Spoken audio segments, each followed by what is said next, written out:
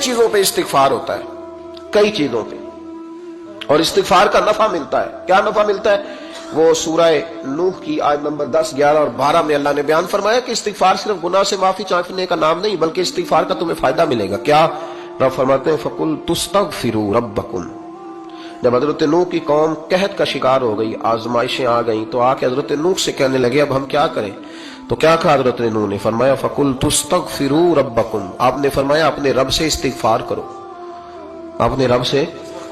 انہوں نے قحط کی بات کی، انہوں نے کہا کہ کھیتیاں اجڑ گئی ہیں، بارش نہیں ہو رہی، قحط کی بات کی۔ آپ نے کیا کہا؟ استغفار کرو، کیوں کہ انہ کان غفارا، بے شک اللہ بڑا ہی بخشنے والا۔ وہ کیا کرے گا؟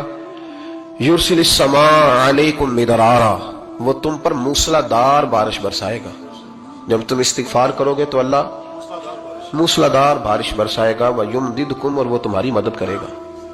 استغفار کرنے والے کی اللہ کیسے مدد کرے گا؟ بِأَمْوَالٍ وَبَنِينَ، تمہیں مال بھی عطا کرے گا اور بیٹے بھی عطا کرے گا، بارش بھی دے گا استغفار کرنے والے کو، اور مال اور اولاد سے اس کی مدد بھی کرے گا۔ وَيَجْعَلْ لَكُمْ جَنَّةٍ وَيَجْعَلْ لَكُمْ أَنْهَارًا، اللہ تمہیں جنت بھی عطا کرے گا اور تمہیں نہریں بھی عطا فرمائے گا، تمہارے لیے جنت بھی بنائے گا، انہار بھی بنائے گا۔ توبہ کا، استغفار کا تمہیں یہ فائدہ ملے گا۔